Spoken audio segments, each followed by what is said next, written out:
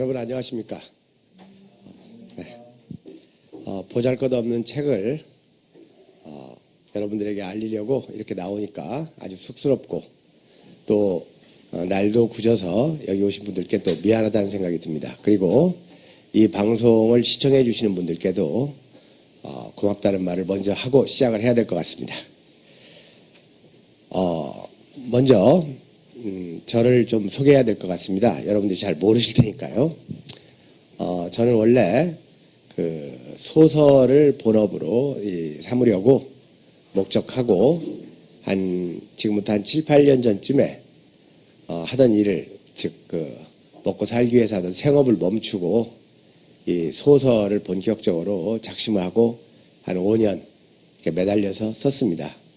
그러는 과정에서 이 소설만 쓰기에는 너무 힘들고 그 다음에 번번이 제가 썼던 소설은 우리의 근현대사 100년을 이렇게 총괄하는 소설이었는데 그 역사를 공부하다 보니까 한때는 아쉽기도 하고 한때는 또 분노가 치밀기도 하고 또 한때는 이런 경우 저렇게 했더라면 더 좋았을 뻔했는데 하는 생각들이 들어서 그런 거를 좀 글로 직접 써봤으면 해서 오마이뉴스에 저의 그 역사 실론과 정치 평론들을 쓰기 시작했습니다. 사실 지금 제가 오마이뉴스의 근현대사를 담은 단행본 5권 분량의 소설 연재를 이제 끝내가고 있습니다. 지금 2회 정도만 더 연재하면 끝나는데 독자들이 내 소설은 별로 안 읽어주고 제가 쓰는 정치평론이나 실론들은 엄청나게 많이 읽어줘가지고 제가 아직 소설은 출간을 안 하고 먼저 그 정치평론 중에서 일부를 책으로 내게 됐습니다. 그동안 제가 쓴 그 소설의 양은 원고지로 한 10,000장 정도 되고 그 다음에 이 평론과 실론은 원고지로 한 6,000장 정도 되는데 그 중에서 한 1,500장 정도를 이번 책으로 내놓게 된 겁니다. 일단 이 글을 써서 이 생활을 한다는 일은 대한민국에서 불가능합니다. 그리고 글을 쓰는 목적을 훼손하지 않으면 전업작가로 남기가 어렵습니다. 다시 말해 생활을 하려면 책을 팔아야 할 터인데 책을 팔기 위해서는 원하던 글을 쓸 수가 없습니다.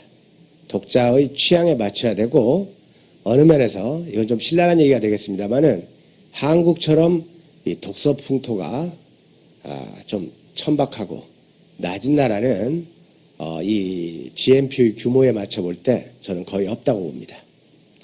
그래서 이 책을 써서 먹고 사는 일이 참 힘들어서 한 6, 7년 이 본업을 포기하고 이 책을 쓰다 보니까 저도 생활비가 다 떨어져 가지고 한두 달 전에 다시 이렇게 비정규직으로 취업을 해서 다시 또 생활비를 벌지 않으면 안 되게 되었다는 것을 좀 알려드리고 싶습니다. 제가 이 정치가들에 대한 이야기 또는 그 역사적 인물들에 대한 이야기를 하니까 독자들이 어떤 질문을 하냐면 당신은 그 사람에 대한 평가를 어떻게 하느냐. 저는 그 어떠한 정치 문제, 역사 문제를 거론할 때 그 사람의 이념이나 그 사람의 행적을 전혀 무시하는 건 아닙니다만은 일단 그 사람 됨을 보고 저 글을 씁니다. 그런데 내가 알지도 못하는 사람을 어떻게 또 사람 됨을 알겠습니까? 그래서 독자들이 사람을 어떻게 평가하냐 하고 물을 때 저는 뭐 제가 볼 수 있는 건 그 사람의 얼굴이니까 일단 얼굴을 보고 좀 착하고 좀 영향이 있는 사람 같으면 일단 제가 유의해서 봅니다.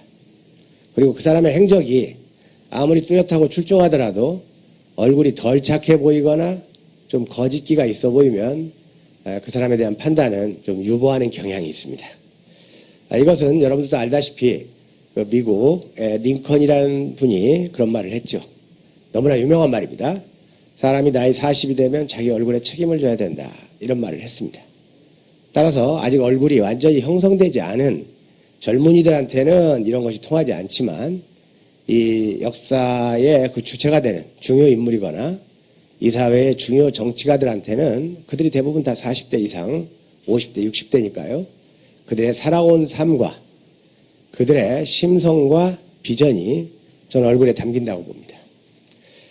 링컨이 그 얼굴을 그렇게 중시했지 않습니까? 중시하니까 나이 40대면 자기 얼굴에 책임을 져야 한다고 했잖아요. 그러니까 이 링컨이 자기를 잘 아는 사람입니다.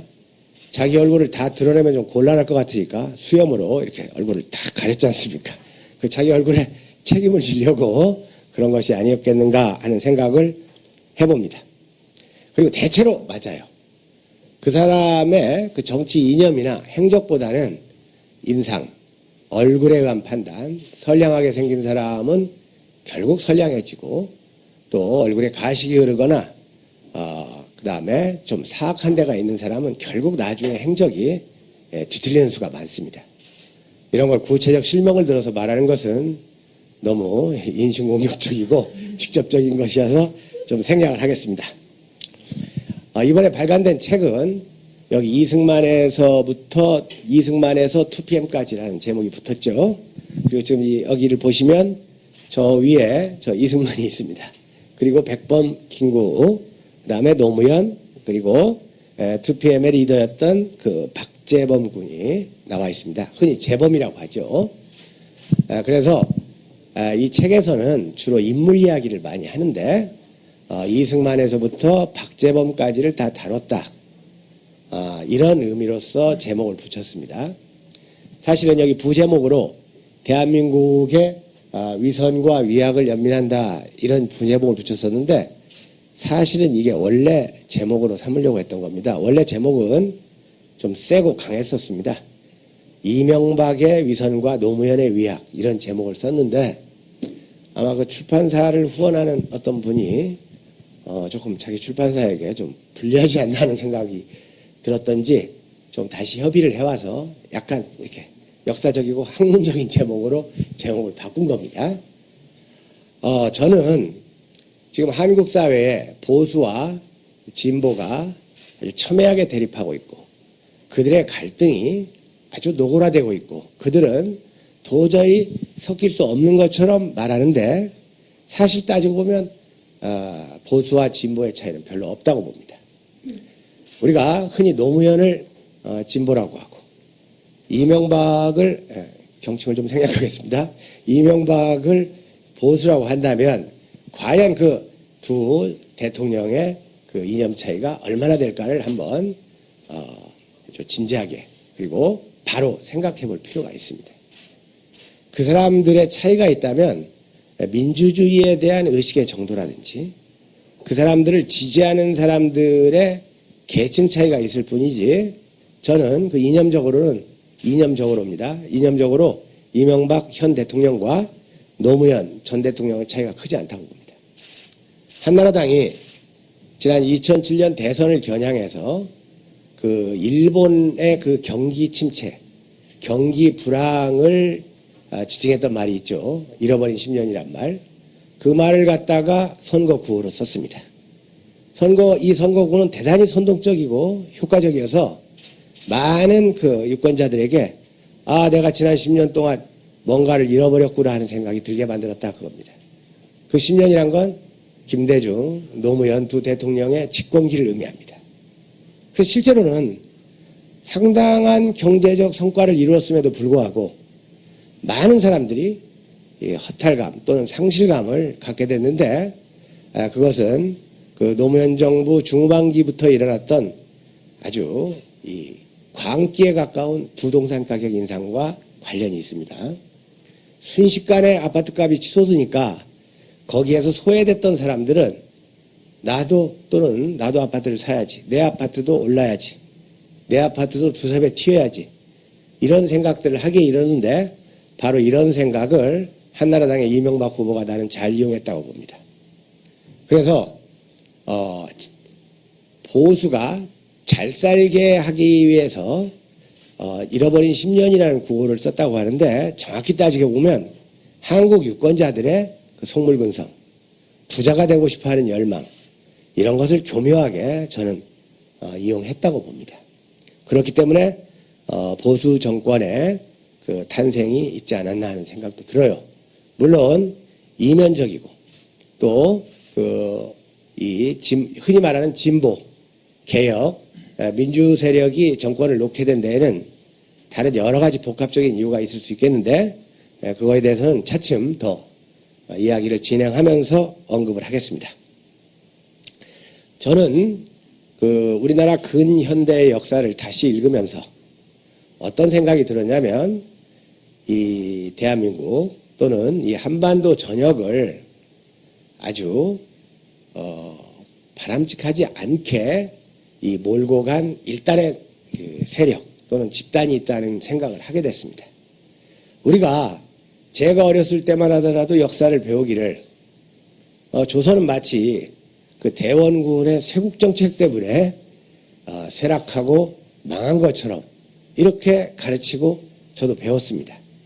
근데 역사를 다시 보니까 아주 그 당시로서는 수구적인 문을 굳게 닫아 걸고 말하자면 쇄국정책을 썼던 이런 그 사람들의 그 역할이 사실은 우리가 알고 있었던 만큼 그렇게 부정적이지는 않았다는 걸 알게 됐습니다.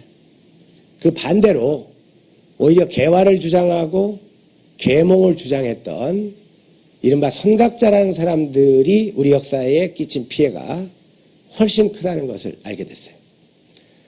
저는 우리나라 그 개화의 출발을 다산 정약용에서 봅니다. 여러분들도 알다시피 다산 정약용은 불과 30세밖에 안 되는 나이에 상당히 높은 관직에 진출했던 사람입니다. 아마 제가 아는 바로는 정이품 정도까지. 그리고 정약용이 그렇게까지 출세를 할 수 있었던 데에는 정조라는 한 인물을 알아보는 그 탁월한 군주가 있었습니다. 그러나 정약용이 이 권력에서 밀려나고 그 유배 생활을 시작하면서부터 조선에 대한 아주 신랄한 비판을 퍼붓습니다. 그 비판이 저는 도를 넘었다고 봐요. 그리고 정약용 자신이 물론 동양적 교양을 많이 가지고 있는 학자인 건 사실입니다만은 정약용 자신이 천주교 신자입니다. 그 당시에 그 천주교 신자가로서 과연 조선적인 교양, 동양적인 그 생각 같은 것을 얼마나 이게 뿌리 깊게 가졌는지는 저는 의심스럽습니다. 그리고 역사를 다시 볼 때 정약용을 가장 존경했던 사람이 김옥균입니다. 저는 구한 말에 우리 역사에 가장 큰 피해를 미친 인물을 꼽으라면 김옥균을 꼽습니다. 여러분들 김옥균은 알다시피 그 갑신정변의 그 말하자면 행동대원 아닙니까? 거의 행동대원에 가까웠죠. 바로 그 갑신정변의 그 행동대원 비슷한 김옥균, 그리고 그 조교그룹이라고 하면 그게 바로 서재필, 이승만 이런 사람들입니다. 이 사람들이 완전히 조선 왕실을 속이고 아주 무자비할 정도의 그 등에서 사람 등 뒤를 칼로 치는 그 쿠데타를 통해서 3.1 집권에 성공하고 그것이 실패하자 일본으로 급히 도망쳤습니다. 일본으로 도망쳐가지고 거기서 다시 이렇게 권력을 다시 잡으려고 온갖 노력을 다했죠. 그러다가 안 되니까 서재필은 미국 가서 접시 닦으면서 공부 시작한 거고, 김옥균은 완전한 그 친일, 명백한 친일 일본 추종주의자였습니다. 그 당시 청년들이 김옥균에게 와서 물으면 조선과 일본과 조선은 영국과 프랑스처럼 돼야 한다, 이런 말을 했어요. 그러니까 일본이 영국이고 조선은 프랑스처럼 돼야 된다. 말은 좋죠. 미사여구입니다. 그러면서 그 일본이 조선을 침략하는데 굉장히 큰 역할을 했던 것이 김옥균입니다. 그러다가 안 되니까 나중에는 그 청나라하고 또 이렇게 연이 닿아서 청나라의 그 초청으로 상해에 갔다가 그 홍종우에게 암살을 당함으로써 비극적인 최후를 마쳤습니다. 여러분도 알다시피 김옥균은 그 시신이 이 조선으로 압송되어 가지고 능지처참형에 처해졌습니다. 그 김옥균의 그 6조각 난 시신이 전국을 이렇게 순회하다시피 하면서 대역죄인 그 김옥균의 그 시신을 국민들에게 알렸어요. 그럼으로써 김옥균은 철저하게 그 역사의 역사의 그 배반자로서 남았어야 할 터인데, 일본인들의 조선 침략이 성공함으로써 김옥균이 다시 부활된 겁니다. 그럼으로써 해방 이후부터 한 3, 40년 동안 역사 교육에서 김옥균이 상당한 개화의 선구자인 양 부각됐다 그겁니다. 분명히 이 다산 정약용 같은 이는 선의의 인물입니다. 그러나 김옥균은 저는 악의의 인물이라고 봐요. 서재필 말할 수 없이 악의의 인물입니다. 도산 안창호가 있습니다. 이명박 대통령이 존경한다는. 이명박 대통령은 안창호 씨를 존경한다고 했죠. 시자를 붙였는데 안창호 역시 저는 대단히 회의적입니다. 그 사람의 심성이나 애국심은 저는 의심하지 않습니다만은 그 사람이 가지고 있던 그 나라를 살리는 방법, 이런 것들이 지나치게 서구 추종의 개화, 계몽 위주였다 그겁니다. 그래서 저는 이 정약용에서부터 김옥균, 서재필, 이승만, 안창호, 이런 선의의 인물과 악의의 인물이 뒤섞여 있습니다. 이런 서구 추종의 개화, 계몽 세력이 이 역사에 끼친 피해가 대단히 크다는 걸 알게 됐습니다. 그리고 이런 것을 가장 바람직하지 못하게 자기 출세를 위해서 이용한 사람이 이광수입니다. 여러분, 이광수가 남긴 기록들을 보세요. 서구인에 대한 시종일관한 열등의식이 그의 글에는 나타나 있습니다. 과연 이런 식의 역사관이 제국주의의 침략이 몰려올 때 어떤 역할을 했겠는지를 한번 생각해 볼 필요가 있다 그겁니다. 차라리 쇄국의 문을 닫아 걸고 완강하게 버티든가, 아니면 매천 황현처럼 한일합병을 이렇게 비관해 가지고 지신으로서 자기의 목숨을 끊는 이런 분들의 그 남긴 그 업적이 오늘날 이 대한민국을 만드는데 더 큰 자양분이 됐다고 생각하고, 그 서구 추종의 개화 계몽 세력들이 우리 역사에 끼친 영향은 대단히 부정적이라는 생각을 하게 됐어요. 그래서 이런 역사들을 이렇게 보면서 어떤 생각을 하게 되냐면, 대체로 대한민국 사회를 안 좋게 만든 세력들, 그들에게 공통적으로 있는 것들은 위선이라는 것을 이렇게 생각을 했습니다. 위선이라는 것은 선을 가장하는 거죠. 쉽게 얘기하면 착한 척 하는 겁니다. 일단 착한 척 하는 것부터가 속이 착하지 않다는 증거죠. 착한 사람은 뭐 일부러 착한 척 할 필요 없잖아요.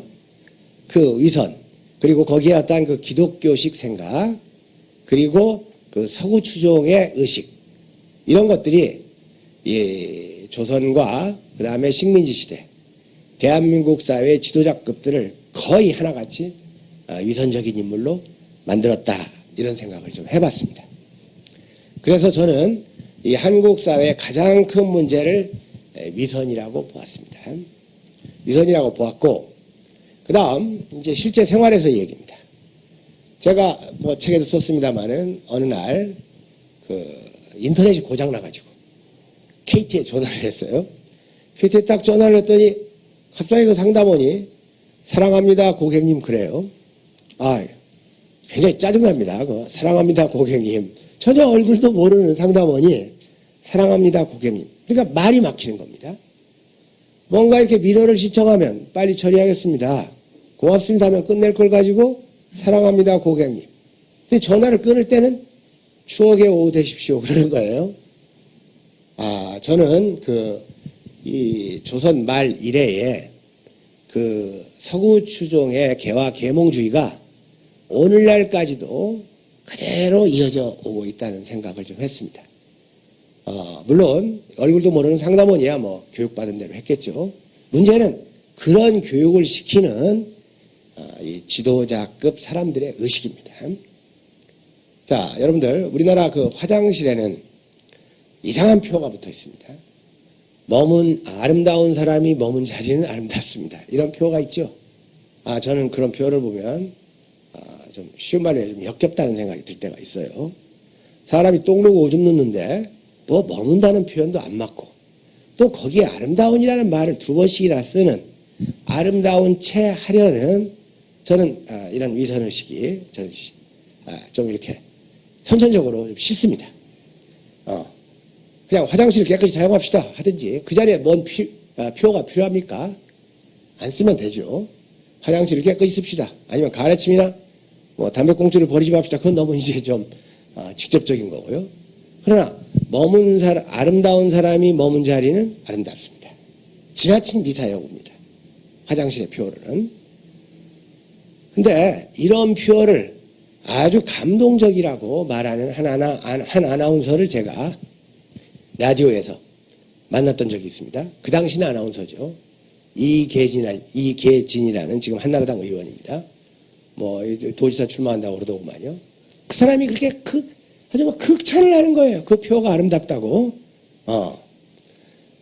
그런데 여러분들 정말 그 아나운서 이계진은 아나운서 당시는 참 자상했습니다. 자상했죠. 친절해 보였고. 근데 그 사람이 정치가로 입신하고 한나라당 대변인을 지내고 최근에 보이는 정치적 행적이 저는 자상하지 않다고 봅니다. 오히려 아름다운 사람이 머문 자리는 아름답다고 말하던 그 이계진은 원래 이계진의 모습이 아니지 아니었는가 하는 생각이 들게 만든다 그겁니다. 우리나라 요즘 이 방송 프로그램들을 보면 어떤 프로그램이든지 이 시청자를 직접 상대하는 또는 가족이 관련된 프로그램은 이 사회자가 그 방송 참여자 시민들에게 요구하는 말이 있습니다. 이게 사랑한다고 말하세요. 이걸 요구해요.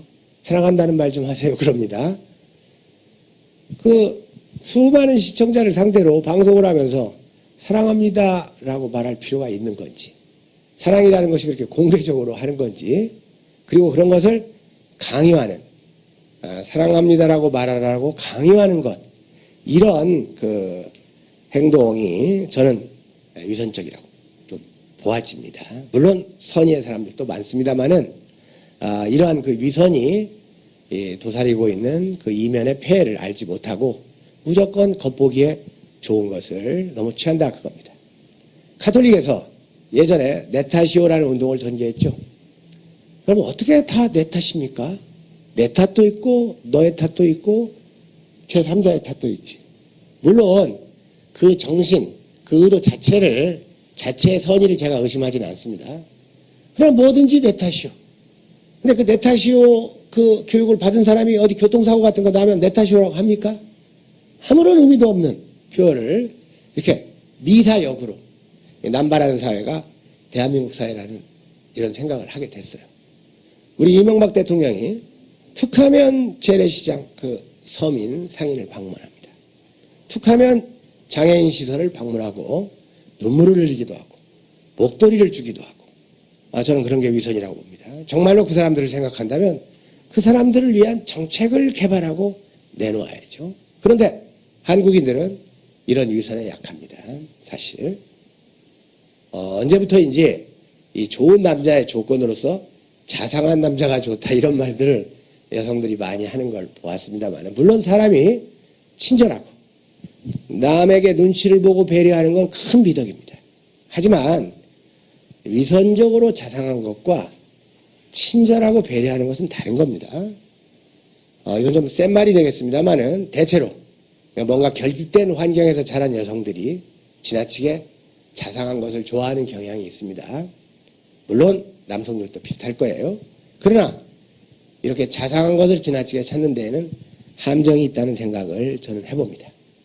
자, 또 하나 얘기를 들어봅시다. 우리가 텔레비전을 보게 되면 유명 인사들 또는 유명 정치인들이 나와서 곧잘 하는 말들 중에 주로 부부가 출연했을 때입니다. 부부가 출연했을 때 자기 집사람을 가리키면서 이 사람 참 고생 많이 했습니다. 이런 말을 합니다. 저는 그 장면을 보면서 막말로 지 마누라 고생시킨 게 뭐 자랑이라고 이렇게 텔레비전 앞에서 말하나 하는 생각도 들고 정말로 자기 마누라가 고생했을 것 같으면 둘이 있을 때 고생했다고 손잡아주고 위로하고 해야죠. 그 남 앞에서 지 마누라 고생했다고 말함으로써 자기가 자기 마누라를 굉장히 위한다는 것을 대중에게 보여준다 그겁니다. 저는 그래서 개인적으로 공개 석상에 나와가지고 자기 마누라 고생시켰다고 하는 사람을 신뢰하지 않습니다. 저의 지나친 이 순간적 판단인지는 몰라도 저의 대부분 사람에 대한 판단이 이렇게 인상적이고 직관적인 겁니다. 그리고 그런 것을 제가 쓰는 글에다가 반영을 했습니다. 자, 위선이라는 것은 선하지 않기 때문에 겉으로 선한 척 한다면, 위악이라는 것은 똑같이 얘기하면 악하지 않으므로 악한 척 한다라고 할 수가 있어요. 그렇죠? 그러니까 대체로 착한 위악자 중에 착한 사람이 들어 있습니다. 그런데 이제는 이 심리가 복잡해져 가지고 정말로 악한 놈이 남 앞에서 악한 채 한다 그겁니다. 그러면 악한 채 하는 것만으로도 저 사람이 좀 선한 게 아닐까? 여러분들 그 헐리우드 영화의 남자 주인공들은 대부분 이렇게 위악적이잖아요. 그렇지 않습니까? 그러니까 위악의 행동을 의도적으로 하는 이 악인이 있다 그겁니다. 저는 이명박 대통령을 위선적이라고 한다면 노무현 전 대통령을 위악적이지 않은가라는 생각이 들 때가 많았고, 과연 노무현 전 대통령은 속은 착한데 겉으로 악한 사람이었는지, 속도 별로 착하지 않은데 악한 채만을 너무 많이 했는지, 그거에 대해서는 확실하게 판단할 수는 없습니다. 확실하게 판단할 수는 없고, 노무현 전 대통령의 그 위약적인 행위가 본인 자신의 그 불행을 자초한 면도 저는 있다고 봅니다. 대통령이 되어서까지 그렇게 자기의 있는 그대로를, 솔직한 거죠. 어느 면으로 보면 그렇게까지 할 필요가 있었겠는가? 필요가 없는 정도가 아니라 전략적으로 그것이 바람직했는가? 이런 거에 대해서는 참 아쉬움과 안타까움이 많습니다. 이 세상은 단연 위선자가 많습니다. 그리고 이러한 위선은 보수 인사뿐만이 아니라 이른바 야당 정치인이라고 하는 손학규, 정동영 이런 정치가들에게서도 저는 자주 발견합니다. 저분들이 좀 위선적이지 않은가 하는 생각이 들 때가 많아요. 그래서 그들에게 그리 큰 호감을 갖지는 못합니다. 내 책의 제목 이승만에서 2PM까지도 바로 이승만은 위선적인 인물의 대표로 봤고 2PM은 다소 위약적이었기 때문에 피해를 보지 않았나 하는 생각이 들었어요. 물론 2PM이 그 사석에서 사적인 그 온라인 공간에서 그 말한 내용들 이런 것들은 그렇게까지 심하게 말하지 않았어도 될 말들인데 너무 자기를 있는 그대로 표현하다 보니까, 물론 그 사적인 공간을 그리고 연습생 시절에 미성년자의 발언을 문제 삼은 국민들의 태도 또는 네티즌들의 태도에는 심각한 문제가 있습니다. 물론 그래서 바로 이렇게 위선과 위약, 이 대한민국의 이 세계관을 이렇게 이원론으로 볼 때 저는 그 대한민국의 그 중요한 사람들을 파악할 때 이렇게 위선과 위약으로 보고 그런 내용을 시종일관 이 책에다가 썼습니다. 그리고 실제로 제가 쓴 10,000장 가까운 그 근현대사 소설도 일관하는 주제는 바로 그 역사에 있어서 위선의 문제입니다. 저는 그런 걸 소설에다 담으려고 노력했고 또 담았다고 생각을 합니다. 자, 오늘은 여러분들에게 그 다른 얘기를 하지는 않고 오늘날 이 진보 진영, 우리가 심각하게 걱정할 정도로 위축되어 있고 약세에 놓여 있는, 그리고 제가 제 책에서 시종일관 관심과 격려를 보낸 진보 진영에 대해서 제가 하고 싶은 말을 좀 간단히 하도록 하겠습니다. 그래서 저는 오늘 제 그 강연의 제목을 진보 진영에게 던지는 3가지 질문 이렇게 정해봤습니다. 진보 진영에게 울리는 3가지 경종이라고 말해도 상관없습니다. 비슷한 내용입니다. 그렇지 않아도 진보가 약세이고 이명박 정부 들어서 민주주의가 후퇴하는 징후가 일어난다고 걱정하는 이 즈음에 진보를 비판이 대상으로 삼는 것이 무슨 이득이 있느냐, 이런 이론을 제기하실 분도 있습니다. 저도 그런 생각이 있습니다. 하지만 오늘날 진보 진영이 겪고 있는 이 위기는 저는 진보 스스로 자초했다는 생각을 합니다. 자초했다고. 그러므로 이 위기를 벗어나기 위해서는 진보를 따끔하게 지적하고 비판하고 그들이 그것을 수용하지 않으면 점점 갈수록 이 형세는 더 위축되어 갈 거라는 생각에서 어느 면에서 관심 있는 그 위기의식에서 오늘의 발언을 하기로 작심을 한 겁니다. 그래서 저는 진보 진영에게 세 가지 질문을 오늘 준비했습니다. 첫째 질문은 오늘날 심각하게 분열하고 있는 이 진보 진영에게 이런 질문을 던지고 싶습니다. 1987년 민정당 노태우 후보와 김영삼, 김대중 후보 3인이 동시 출마를 함으로써 민주화의 열망을 저버리고 노태우 후보가 당선을 했죠. 그 당시 김영삼, 김대중 씨는 국민, 특히 진보 진영으로부터 신랄한 비판을 받았습니다. 그리고 그 비판은 오늘날까지도 이어져 오고 있어요. 그런데 말입니다. 잘 보세요. 어쨌든 김영삼, 김대중 씨는 노태우 씨가 임기를 마치고 차례로 대권을 쟁취하는 데 성공했습니다. 다음으로 김영삼 씨와 김대중 씨가 보이는 정치 노선이나 특히 대북 관계를 보면 이 두 사람이 굉장히 다른 사람이구나 하는 생각이 들게 만들어요. 그들의 분열이 불가피한 측면도 있었다 그겁니다. 그런데 과연 오늘 민노당과 진보신당의 분열은 뭡니까? 민노당과 진보신당이 분열해놓고 87년 양김씨의 분열을 비판할 수 있습니까? 양김씨 한 명의 반절 세력도 안 되는 그 민노당과 진보신당이 무슨 이유로 분열한 채 서로 살림을 따로 차리고 있냐 그겁니다. 그들이 뭐가 달라요? 뭐가 다릅니까? 민노당과 진보신당이 분열한 것은 좀 비꼬아서 얘기하면 작은 새우, 새뱅이가 돼야 되겠다고 몸통과 머리 잘라서 송살이 된 꼴입니다. 송살이 된 꼴이에요. 그 당시에 진보신당을 차리면서 진보신당을 두둔했던 홍세화, 진중권 두 분이 진보 진영에게 종북주의의 칭호를 붙인 것은 우리나라 진보정당 역사상 가장 치명적인 자해극입니다. 자, 그렇지 않아도 그들에게 친북의 딱지를 붙이고 종북의 딱지를 붙이는 세상인데 같이 몸담았던 사람들이 너는 종북주의라서 같이 못하겠다라고 말할 때 그것이 보수 유권자들에게 어떠한 영향을 미쳤는가는 심각하게 생각해야 됩니다. 그리고 지금이라도 그 두 분은 그거에 대한 해명을 확실하게 근거를 대고 해야 할 필요가 있습니다. 저는 그때 아주 굉장히 당혹스러웠습니다. 그래서 민노당과 진보신당이 쪼개져 있습니다. 말 그대로 쓸만한 정치가들이 있지 않습니까? 근데 그들이 왜 힘을 발휘하지 못하고 여론조사하면 한나라당 말 그대로 별것도 아닌 정치인에게 지지도가 밀리는 이유가 어디에 있습니까? 저는 분열 때문이라고 봐요. 다른 데 있다고 보지 않습니다. 그 다음에 조금 더 거슬러 올라가서 이명박 정부가 집권한 책임을 흔히들 말합니다. 흔히들 말할 때 노회찬 진보신당 대표 같은 이는 김대중 노무현 정부에서 양극화가 심해졌기 때문에 국민들이 잘 살아보려는 욕구로 이명박을 뽑았다는 겁니다. 저는 그것도 단견이라고 봅니다. 물론 김영삼, 김대중, 노무현 정부를 이어져 오면서 양극화가 심해진 건 사실입니다. 다소 심해졌어요.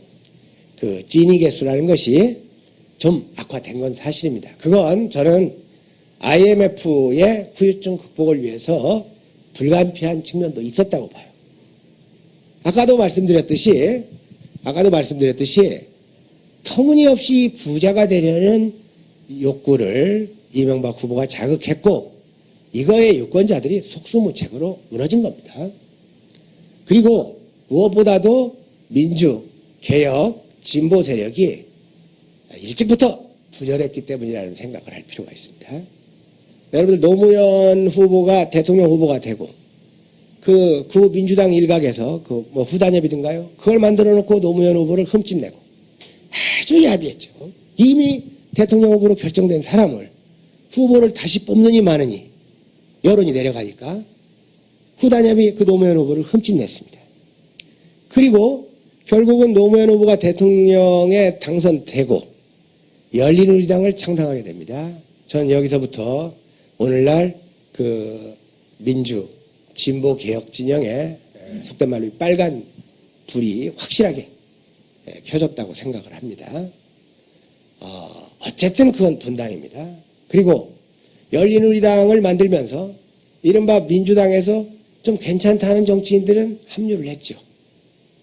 하지만 그들은 열린우리당 이 본 세력에 밀려서 좀 소외됐습니다.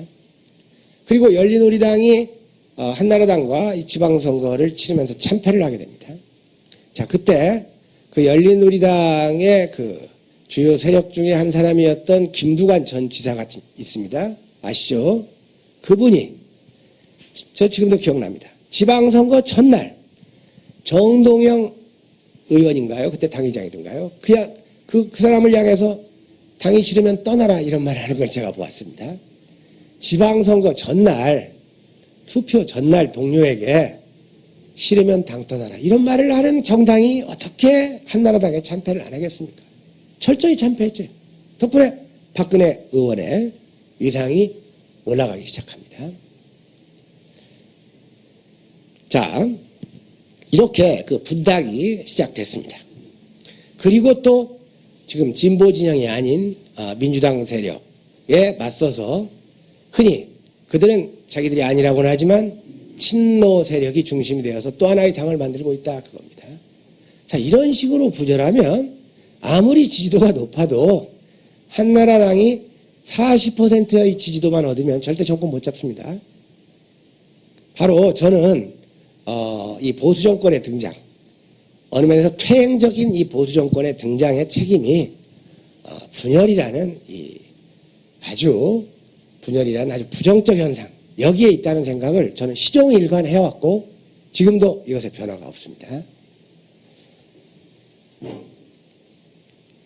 자, 이렇게 분열하는 데에는 융합의 정치, 통합의 세계관을 가져야 할 터인데 독선 또는 배타성 이런 것들이 작용한다 그겁니다. 노무현 대통령 전 대통령이 가지고 있었던 그 일반의 그 배타성 그런 배타성이 그 노무현을 아주 훌륭한 큰 정치인으로 치운 것도 사실입니다. 그러나 민주당에서 지난 선거에서 정동영 후보가 후보로 정해진 날 노무현 대통령이 뭐라고 했습니까? 정동영 후보는 나를 당에서 내쫓은 이유를 말해라. 자, 후보로 당선된 날 그런 말을 했다는 겁니다. 저는 어떤 사람에 대한 호불호를 떠나서 그런 일들은 저는 전략적으로 온당치 않다고 봐요. 그리고 나를 내쫓은 이유를 듣고 싶으면 정동영한테 가서 얘기를 해야죠. 전화를 하든지 개인적으로.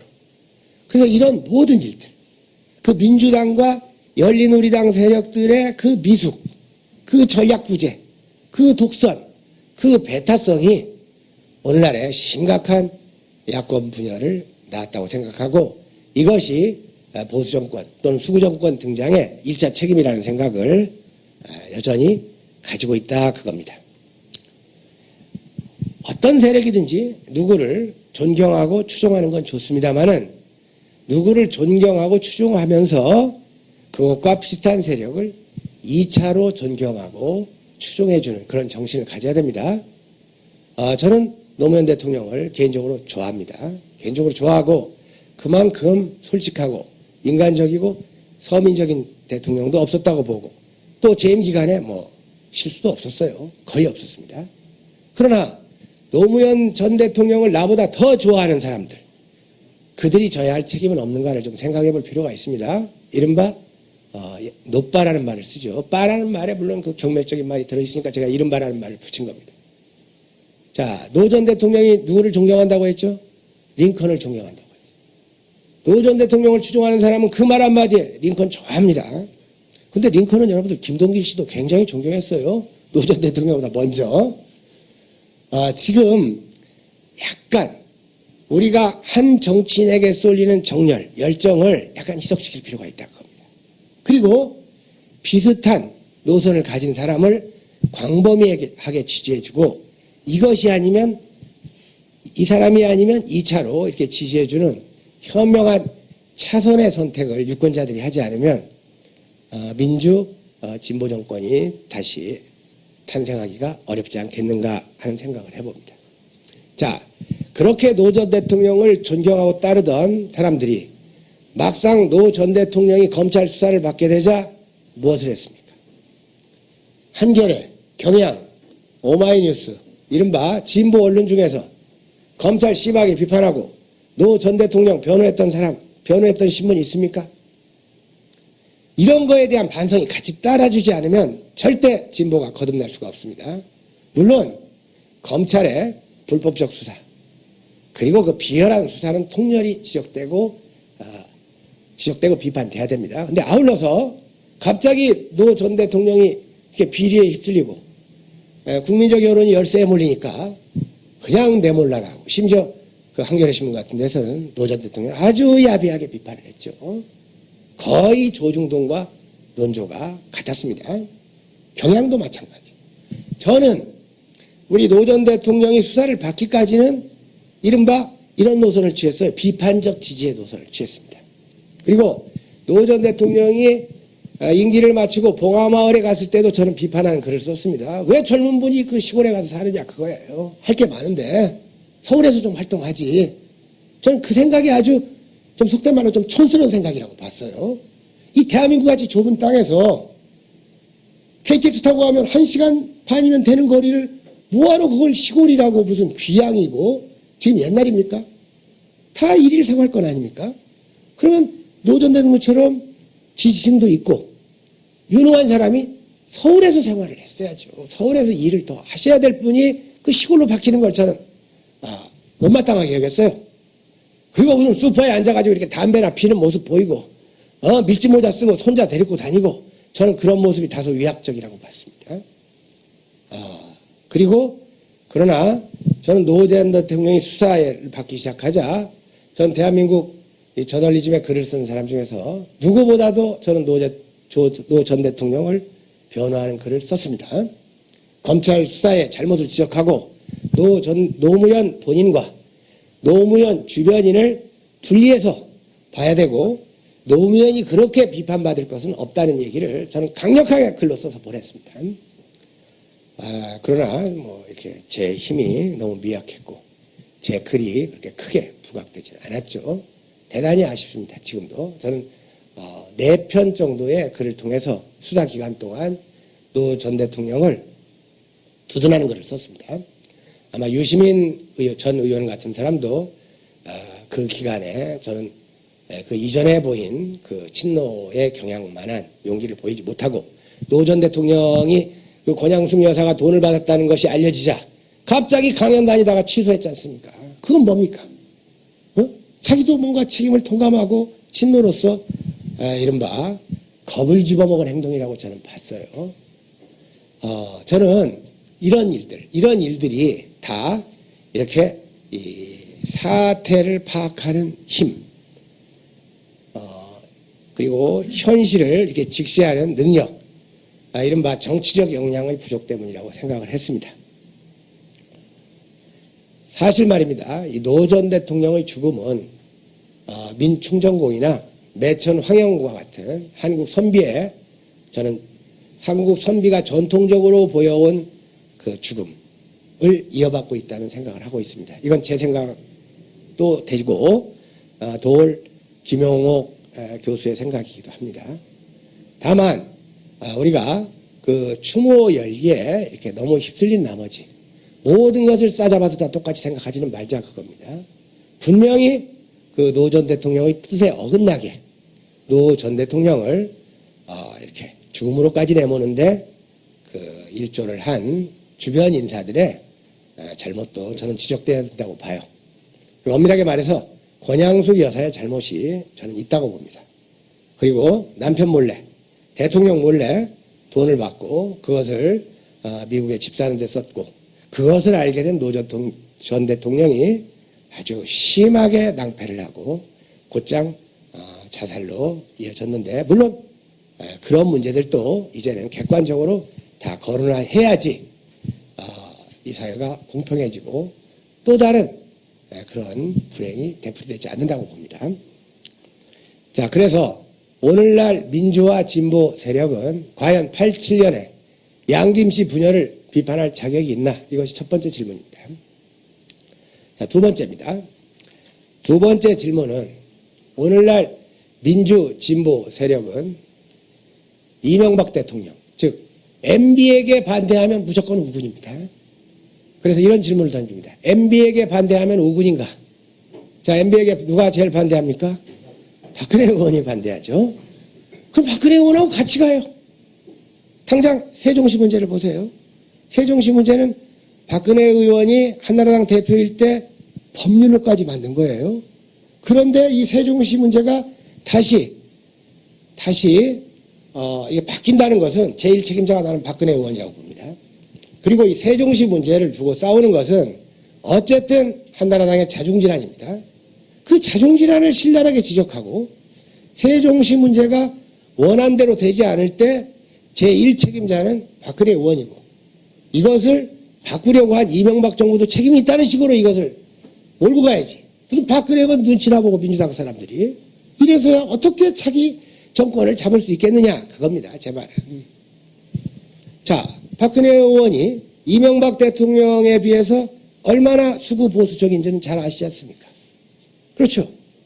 한나라당 대표일 때 우익들 집회에 나가가지고 툭하면 대한민국 정체성 운운하던 그런 정치인 아닙니까? 게다가 5.16을 여전히 999 영단이라고 지켜 세우는 그런 정치인 아닙니까? 저는 박근혜 의원이 박정희 전 대통령의 딸이기 때문에 반대하는 게 아닙니다. 박정희 전 대통령의 성격과 기질을 이어받았기 때문에 저는 반대하는 겁니다. 왜냐? 시대에 맞지 않다 그겁니다. 저는 그래서 오늘날 민주 진보 진영이 뭔가 차기를 겨냥하는 이 전략을 짜지 않으면 저는 보나마나 다음 대선에서도 실패한다는 생각을 가지고 있습니다. 아무튼 이명박 대통령은 경쟁 상대가 아니잖아요. 이제는. 저는 그런 것이 이렇게 안타깝게 느껴질 때가 있습니다. 사실 이 선량하고 참 인간적으로 호감이 가는 정치인들이 역량이 부족해서 이 역사를 그르치는 경우를 보는 것은 참 안타깝고 아쉬운 일입니다. 저는 백범 김구 선생을 좋아합니다. 저는 민족진영의 3대 독립운동가로 예관 신규식, 그리고 이상설 선생, 그리고 백범 김구를 꼽습니다. 그리고 백범 김구가 보인 그 선량하고 따뜻한 인간의, 그리고 그 자기의 그 신조를 일관하는 그 놀라운 지도력, 이런 것들은 아무리 높이 사도 부족함이 없다는 생각을 하고 있습니다만은 저는 백범 선생에게 한 가지 좀 아쉬운 게 있다면 저는 해방 전국에서의 일입니다. 해방 전국에서 이미 미소 양국이 신탁 통치를 결정해놓고 신탁 통치를 받으라고 했을 때 갑자기 온 그 임정 조직 산하에 그냥 명령을 내리고 미 군정에 반대하는, 말 그대로 반탁에 올인을 했지 않습니까? 그건 이승만에게 이용당한 겁니다. 이승만에게 이용당하고 김구 선생이 그 올인한 반탁운동의 결과는 누가 가져갔어요? 이승만이 가져갔지 않습니까? 그렇게까지 올인할 필요가 뭐가 있어요? 결국 미 군정으로부터 불신을 사게 됐는데, 사실 궁여지책이 있는지는 몰라도 저 개인적으로는 그 당시 신탁 통치를 저는 받아야 된다고 봐요. 그렇게 섣불리 민족의 자존심 운운하고 그렇게 함부로 했어야 될 일은 저는 아니라고 봅니다. 신탁 통치를 받았더라면 신탁 통치 오래 안 갑니다. 5년에서 10년 갑니다. 그 이후에 분단되지 않고 통일된 한 나라로 독립을 했어야 하는 겁니다. 그때 그 동아일보가 오보를 내고 선동하고 보수 세력, 한민당 세력, 그리고 그 이승만, 그러나 신탁 반탁에 제일 앞장선 건 김구 선생입니다. 뒤늦게 남북회담 한다고 평양에 가가지고 그 고생하고 그 노인네가 그 38선 넘어가가지고 북한 사람들 접대도 안 하는데 비서 하나 데리고 가지고 그 고생하고 그 수모를 겪고 돌아와서 뒤늦게 단정 그 반대운동을 한들 무슨 소용이 있겠느냐 그겁니다. 자, 예를 들어 오스트리아 같은 나라는 신탁통치를 받았습니다. 신탁통치 받고 영세중립했습니다. 만약에 그때 우리 지도자들이 신탁통치를 접수하고 그들과 타협했더라면 한 5년 내지 10년 있다가 통일조국으로 독립하고, 물론 한국전쟁 6.25는 터지지 않았고 오늘날 1000만 이상 가족도 있을 턱이 없고, 그때 통일조국으로 출발을 했더라면 역사의 가정이란 건 어리석다 하지만 지금쯤 우리나라는 세계 7대 강국에는 충분히 저는 들어있다고 봅니다. 한국인의 역량과 근면성으로 그건 충분한 일입니다. 그러니까 이명박 대통령이 뻥쳤던 747은 벌써 됐을 거라 그겁니다. 분단이 안 됐더라면. 저는 그런 아쉬움을 생각해 볼 때 제가 호감이 있고 좋아하는 정치 지도자가 판단을 잘못하는 것을 참 안타깝고 아쉽게 여깁니다. 자, 그래서 다시 말하거니와 이 민주 진보 진영은 보수 수구 진영의 그 차기 주자에 대비하는 전략을 세우고 어떤 것이 유리한 것인지를 잘 판단한 연후에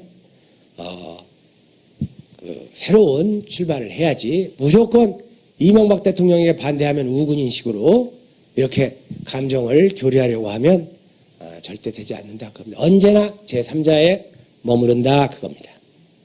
자, 예컨대 우리가 희망제작소라는 제작소가 있죠.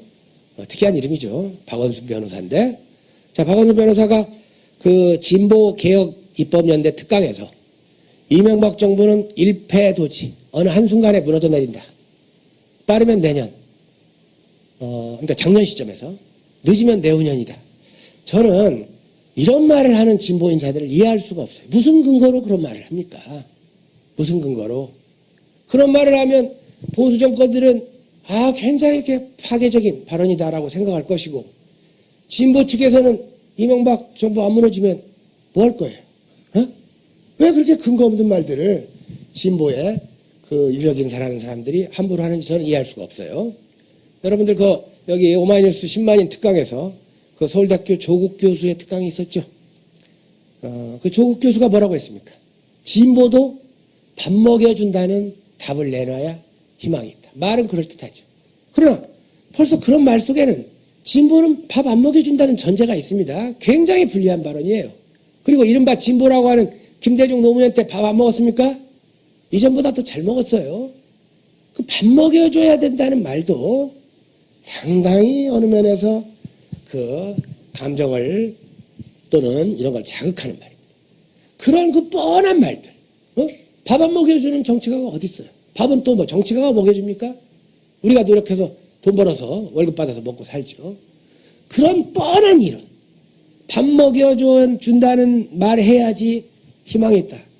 이런 그 뻔하고 이 짧은 생각을 이른바 그 유력한 진보 인사들이 이렇게 하는 풍도가 계속돼서는 절대 보수에게로 돌아갔던 유권자들의 표심이 진보로 회항하지 저는 않으리라고 봅니다. 지금 그래서 저는 그 두 번째 질문, 이명박 대통령에게 반대한다고 해서 무조건 우군이라고 보지 말고 이명박 대통령에게 반대하는 세력 중에 진짜 우리와 대항할 그 경쟁 세력이 있다는 생각을 똑똑히 해야 된다고 봅니다. 자, 그 다음으로는 세 번째 질문은 좀 의외의 질문이라고 여러분들이 생각하셔도 할 수 없습니다. 최근에 동계올림픽이 있었죠. 어느 날 이렇게 텔레비전 목욕탕인가 아니면 텔레비전에서 와 금메달 땄다 소리가 나와요. 그래, 금메달이라고 하는 것 보니까 저게 세계 선수권 아니면 올림픽인데 어디서 금메달을 딴 건가 하고 옆 사람에게 물어봤습니다. 지금 올림픽 하고 있습니까? 하고 물어봤습니다.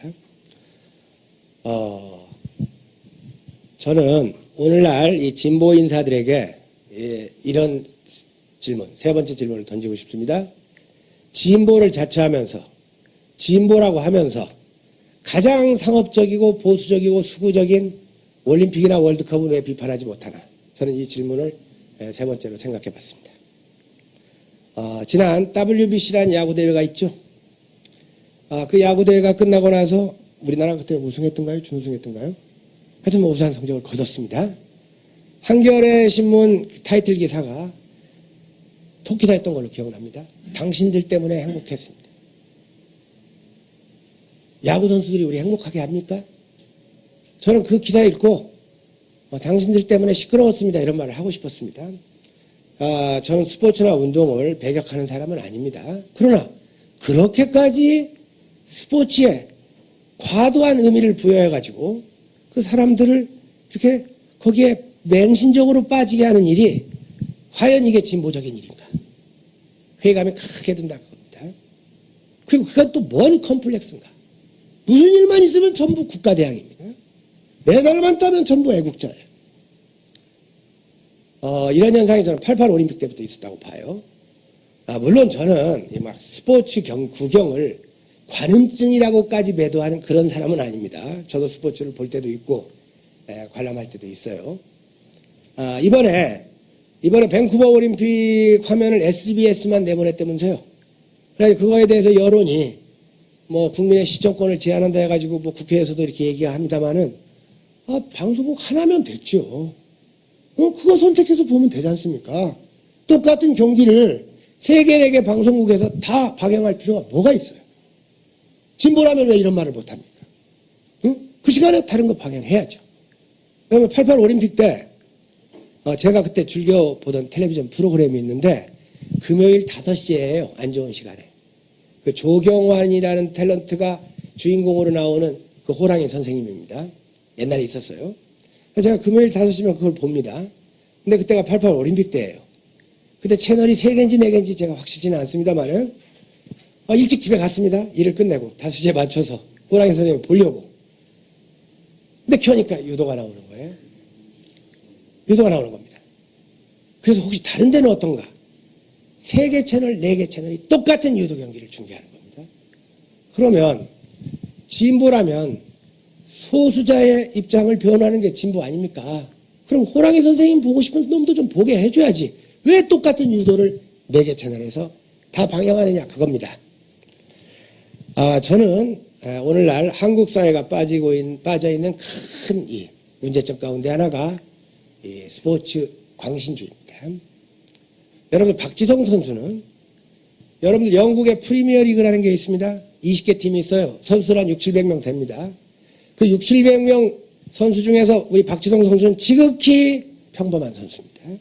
근데 그런 선수가 태관절 그 영국에서 벌어지는 축구 경기에 출전하고 안 하고가 뉴스거리가 되는 이 나라가 이게 정상이냐 그겁니다. 한 골이라도 넣으면 그냥 기사가 대박 터집니다. 그리고 이런 기사는 한겨레건 경향이건 오마이뉴스건 대책 없습니다. 진보 언론이라면 좀 달라야죠.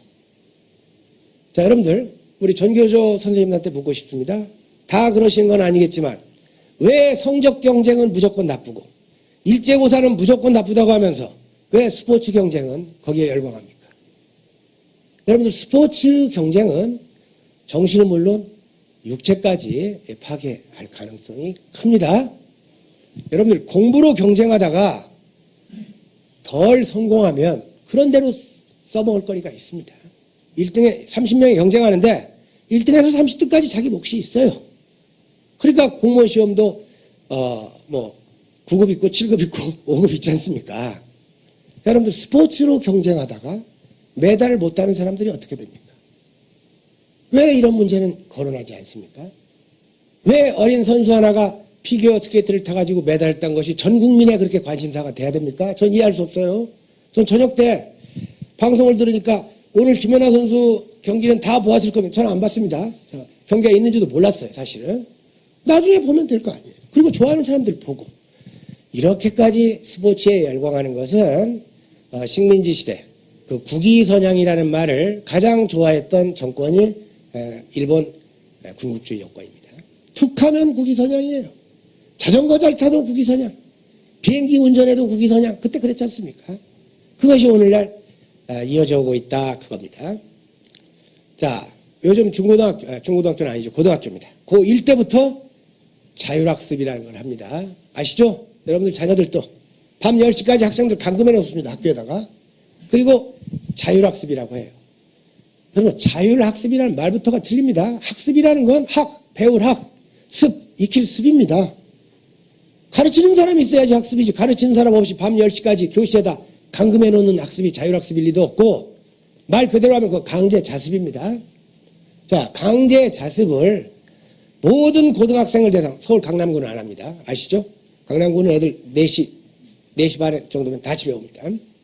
자, 이 자율학습이라는 명목으로 모든 고등학생들을 10시까지 감금해야 할 법적 근거가 어디 있는가? 왜 진보 세력이 이런 거 묻지 않습니까? 이런 거 개선해야 되잖아요. 학생들이 죄인입니까? 왜 10시까지 붙잡아 놓는 거예요? 그런 건 거론하지 않고 그저 월드컵 나가면 월드컵 예찬하고 박지성 골 넣으면 박지성 골 예찬하고 이런 그 보수 세력 중에서도 낡은 사람들이 갖는 생각을 이른바 진보 인사들이 따라가서야 이 사회의 그 미래와 그 개선이 미래가 긍정적으로 이루어질 수 있겠는가 이런 생각을 해보셔야 된다 그겁니다. 자, 올림픽 경기라는 것이 옛날에 그 서양인들의 특히 그리스인들이에요. 거기 히랍인들 거기 그 사람들 뭐 축제하던 겁니다. 뭐 올리브나무 뭐 저쩌고 하고 여러분들 중세 암흑기를 거친 유럽인들이 자기들의 문화적 학문적 그 본향을 그리스 로마에서 찾은 겁니다. 여러분 좌파 그 소설 이론가 게오르그 루카치라고 있죠. 게오르그 루카치의 그 소설의 이론이라는 책이 아주 유명합니다. 그 책 서두에 창공의 별이 있고 그 별을 찾아가야 할 지도가 있고 찾아갈 수 있었던 시대는 얼마나 행복했던가 아주 미사여구입니다. 그 별거 아니에요. 그 그리스 로마 시대 얘기하는 겁니다. 다시 말하면 조선이나 중국처럼 연원이 그렇게 깊지 않은 유럽인들이 뭔가 인위적으로 고향과 본향을 찾은 것이 그리스 로마지 실제로 그리스 로마하고 유럽하고는 상당히 이질적인 문화입니다. 그래서 그걸 다시 재생한 것이 올림픽입니다. 쿠베르탱이라는 사람이 있죠. 그 사람이 올림픽 다시 만들었지 않습니까? 근대 올림픽 뭐라고 했어요? 더 빨리, 더 높이, 더 멀리든가요? 저는 우리 인류가 만들어낸 최악의 슬로건 중에 하나라고 생각합니다. 사람이 더 빨리 뛰어야 할 이유가 뭐 있고 자동차 타면 되죠. 더 높이 날아야 할 이유가 뭐 있습니까? 다 비행기 타는데. 저는 이런 슬로건이 인간의 행복 그리고 인류의 평등에 저는 크게 부작용을 준다고 봐요. 이미 스포츠 경쟁은 한국 사회에서 서울대학교 가기 위한 성적 경쟁 이상으로 첨예화되어 있습니다. 아마 이 부작용이 머지않아 크게 나타내리라고 봅니다. 그래서 저는 오늘날 진보 인사들에게 세 번째 질문. 왜 진보를 자처하면서 월드컵 그리고 올림픽은 비판하지 못하나? 이 세 가지를 오늘 질문으로 삼는 것으로 강의를 끝내겠습니다. 두서없는 말 잘 들어주셔서 감사합니다.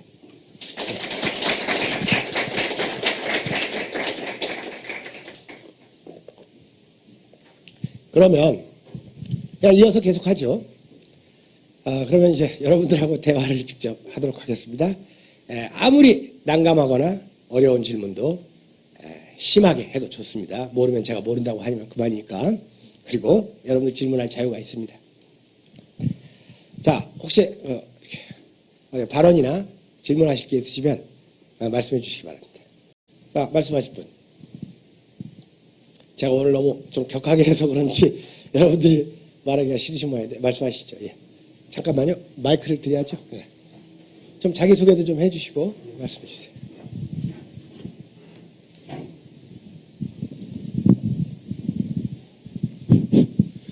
예, 오늘 강의 정말 감명 깊게 잘 들었습니다. 공감하는 내용이 너무 많아서 참 기뻤습니다. 그런데 그 중에 진보와 보수라는 그 단어를 참 많이 쓰셨는데 과연 이 땅에 진보와 보수라고 그렇게 가름할 수 있는지 그거 좀 잘 설명 좀 해주셨으면 고맙겠습니다.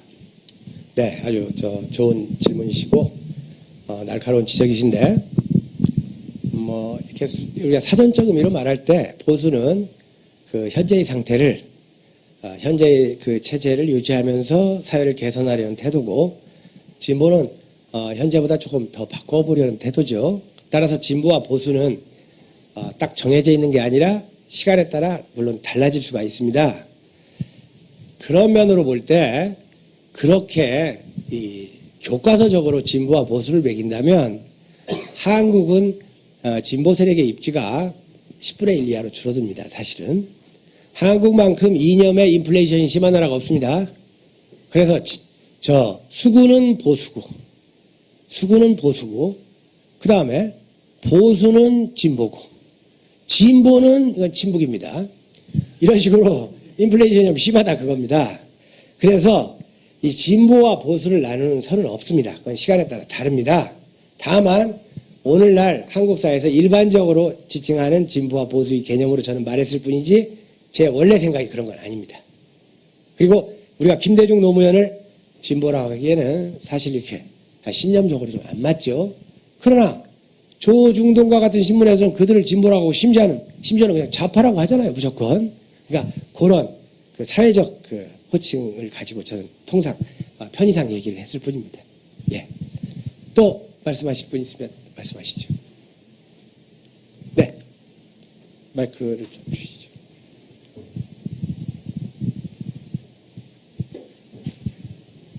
예, 옛날 김문재라고 하고요.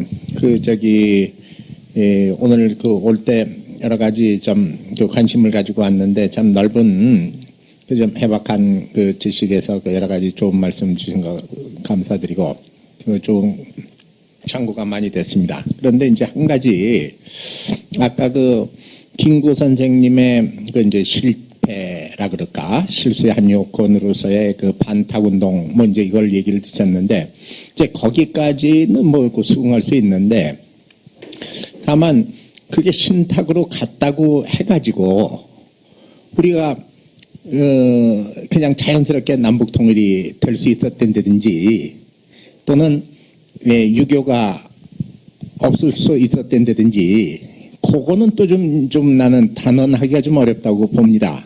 뭐냐면은 그때 당시에 그 소련에서는 내려올 때 계획적으로 내려온 겁니다. 소련은 옛날 개념에 있어서 소련이 부동항을 찾고 이렇게 해서 계속 그 남하 정책이 필요하고 했던 겁니다.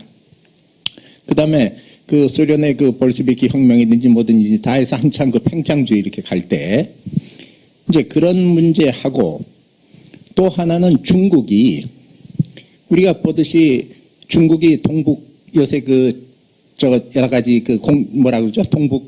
뭐라 그러죠? 요새 동북공정이죠. 동북공정이죠.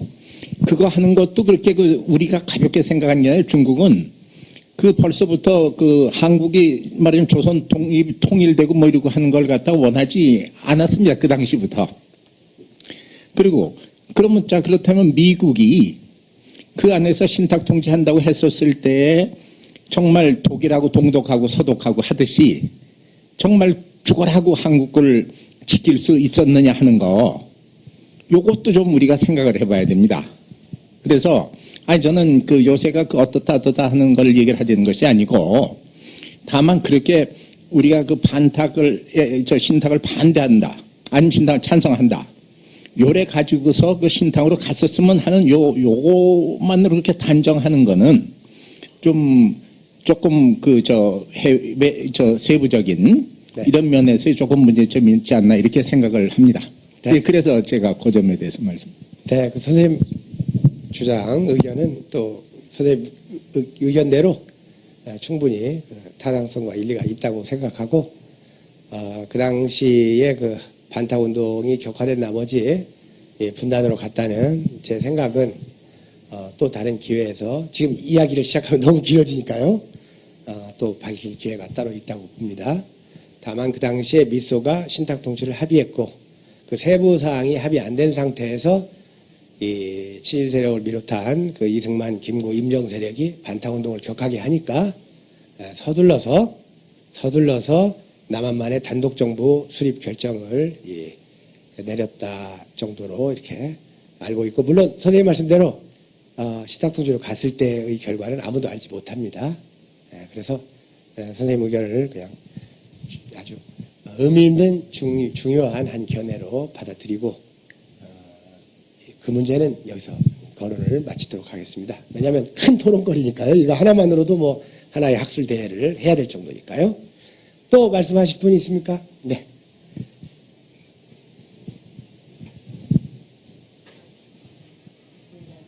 개인적으로 저희 신랑하고 너무 생각이 똑같으실 것 같아가지고 신랑하고 집에서 대화하는 것 같은 생각을 좀 가졌는데요. 저는 지금 선생님께 여쭤보고 싶은 게요. 그 대한민국 현재 노동계를 어떻게 생각하고 계시고 최근에 일어났던 그 쌍용자동차 사태를 어떻게 바라보고 계시는지 그게 좀 궁금하거든요. 저는 좀 양해를 구하겠습니다. 오늘날 대기업 노조 문제에 대한 이렇게 정해진 입장이 없습니다. 일단 제가 좀 잘 모르고요. 내면을 잘 모르고, 그 다음에 오늘날 제가 용산 참사까지는 제 의견을 말할 수 있겠는데, 쌍용, 현대자동차 이런 대기업 노조 문제, 이거에 대해서는 제가 조금 자신이 없어서 아주 원론적으로 얘기하면 그런 사태가 좀 적게 나면 좋은데 정도지 확답을 지금 못 드리겠습니다. 조금 제가 공부를 좀 더 하겠습니다. 시간 내서. 예, 죄송합니다. 예. 또 말씀하실 분 있으면 말씀하시죠. 네. 예, 저 좋은 이야기 많이 들었습니다. 저도 뭐 이게 나름대로 어떤 사회 문제에 대해서 굉장히 고민을 많이 하고 있고, 이게 우리나라 정치인들이 하는 어떤 여러 가지 내세우는 아까 말씀하신 네. 위선적인 어떤 말들, 그런 부분에 어떤 미심쩍 어떤 부분들을 잘 말씀해 주신 것 같습니다. 근데 처음 질문하신 말씀하고 좀 일맥상통하는 부분이 있는데요. 네.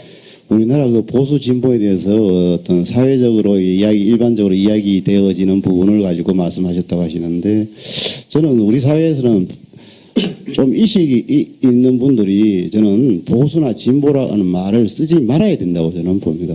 네. 그 말 쓰는 자체가 현재 어떤 거짓된 구도를 받아들이고 인정하고 전파하는 역할을 하기 때문에 그런 말 자체를 쓰는 게 굉장히 위험한 게 아닌가 그런 생각들을 해봅니다. 그리고 이제 진보 진영이 이제 우리가 어떤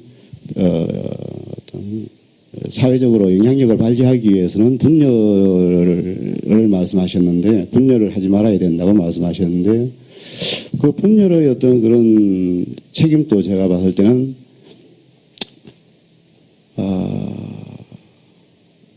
오히려 어떤 무지나 어떤 역량의 부족, 네. 그런 것에 어떤 더 책임이 있는 것이지, 그 사람들이 뭐 어떤 진보적이 것과 아닌 것과 하는 별 관계가 없어 보입니다.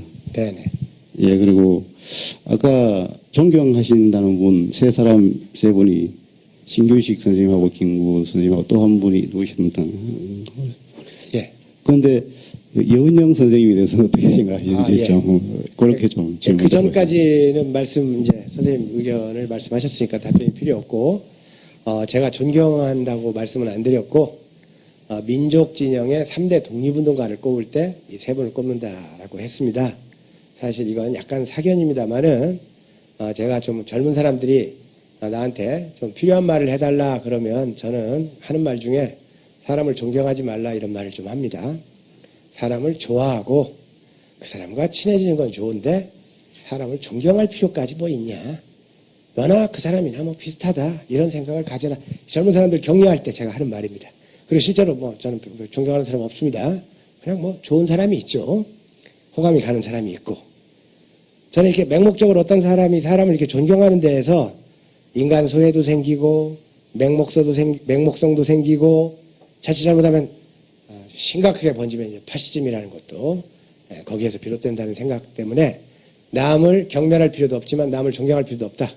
좋은 사람 있으면 그냥 좋아해라 이렇게 얘기하니까 그 점은 잠깐 말씀드리고, 제가 민족진영의 3대 지도자로 신규식 선생, 이상솔 선생, 그리고 백봉 김구 선생을 꼽은 것은 두 가지 때문입니다. 하나는 그들의 업적이 남달리 크고, 두 번째는 그들의 그 심성이나 인격입니다. 그리고 심성이나 인격 속에는 그 순수함이 아주 저는 중요하게 이게 평가의 잣대가 됩니다. 근데 방금 말씀하신 대로 몽양, 여운형 선생 같은 분은 일단 업적도 이 세 분에 비해서 적습니다. 두 번째로 저는 그분의 이렇게 역사 기록을 읽으면서 그렇게 순수한 분은 아니다 하는 느낌을 받았어요. 그리고 사진을 통해서 얼굴도 봤습니다. 얼굴도 봤고, 그분이 다소 이렇게 타협적인 면도 있었고, 타협적이면서도 동시에 또 이렇게 혁신적인 주장도 하셨고, 일관성은 조금 부족합니다. 앞에 세 분에 비해서. 그리고 그분의 일관성 부족이 그분의 그 순수성 부족과 연결되는 건 아닐까. 나쁜 생각, 그분에 대해서 비호감을 갖고 있지는 않습니다. 덜 호감, 앞서 말한 그 세 분에 비해서 덜 호감을 갖고 있다 정도로 답변을 해야 될 것 같습니다. 그리고 자세한 얘기는 제가 또 이 사료를 봐야지 말로 할 수 있을 것 같습니다. 대충 알고는 있는데 이게 발언할 만큼 정확한 지식이 이렇게 입력되어 있지는 않아서 이걸로 답변을 대신하겠습니다. 또 질문 있으시면 하시죠. 아무 말씀이나 하시죠. 네. 네, 잘 들었고요. 네. 네, 학생입니다. 너무 저한테는 굉장히 파격적인 그런 생각들을 많이 말씀해 주셔가지고, 좀 많이 생각을 많이 하게 됐는데요. 근데 너무 공감은 가는 게, 저도 노무현 전 대통령 굉장히 존경하고, 민간적이거나 굉장히 정치 생활에서도 굉장히 놀라운 그런 모습을 보였다고 생각하면서도, 최근에 너무 서거 이후로, 그러니까 너무 무조건적인 그런 추종 같은 분위기나 이런 거는 좀 경계해야 된다고 생각하거든요. 또 이명박 대통령에 대해서도 너무 반대하는 여론으로 인해서 또 진실을 못 보고 있는 건 아닌가 하는 생각도 많이 들고, 그런 생각도 들고요. 그래서 이런 부분에 대해서 굉장히 잘 설명을 그런 생각을 갖고 계신 것 같더라고요. 근데 그 부분이 저도 아까 전에 앞에서 말씀하신 분처럼 이념 같은 부분에서는 굉장히 좀 조심을 할 필요가 있다는 생각이 들고요. 전에 진보단체 그런 관련 단체에서 한번 어떤 분의 말씀 들었는데, 자신들은 진보 세력의 이념에 대해서 사람으로서 말하는 게 아니라 이것이 진짜 사람 사는 세상의 그런 생각들이다. 우리가 주장하는 거는 진보 세력의 주장이 아니라 이게 당연한 생각이다. 근데 그 말이 굉장히 공감이 간다고 해야 되나? 그런 생각이 들었고, 우리 사회에 있어서 지금 필요한 거는 이념, 그러니까 이쪽 이념이 맞다, 저쪽 이념이 맞다는 게 아니라 서로 그러니까 더불어 같이 사는 세상을 다들 강조하고 있잖아요. 그러니까 그런 부분을 살려나가는 방법을 추구해야 되는데, 네. 그것은 피하고 서로 다른 문제에 대해서 서로 이렇게 계속 갈등만 일어나고 또 분열만 강조되는 문제들만 일으키는 것 같아서 좀 걱정이 되고요. 드리고 싶은 질문은 실온을 보시는 분이시니까, 근데 다른 문제도 많이 중요한데 삼성이나 그런 문제에 대해서 좀 말씀이 없으신 것 같더라고요. 그래서 네.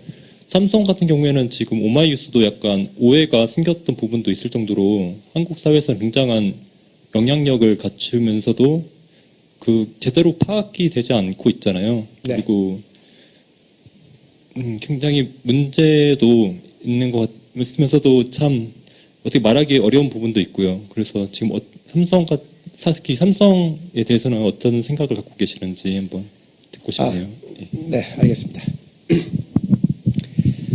언젠가 정확히 말씀을 드릴 수는 없어도 지금부터 한 6, 7개월 된 것 같습니다. 그 이건희 삼성 회장이 그 용인인가요? 거기에서 이렇게 혼자서 그 자동차 그 이렇게 레이스를 하는 그 사진이 한겨레인가에 보도됐죠? 그리고 그 이건희 회장을 향해서 막 90도 각도 절하는 그 젊은 사람들을 좀 봤습니다. 사진을 통해서. 저는 그 절하는 그 사람들이나 이건희 회장이 똑같이 이렇게 연민이 들더구만요. 사람이 얼마나 이게 친구도 없고 할 일이 없으면 혼자 그 용인에 가가지고 그 자동차 본다고 하나. 차라리 그냥 두부에다가 소주 한잔 먹고 자전거 타는 게 낫지. 왜 저런 걸 할까? 참 딱해 보였어요, 한마디로.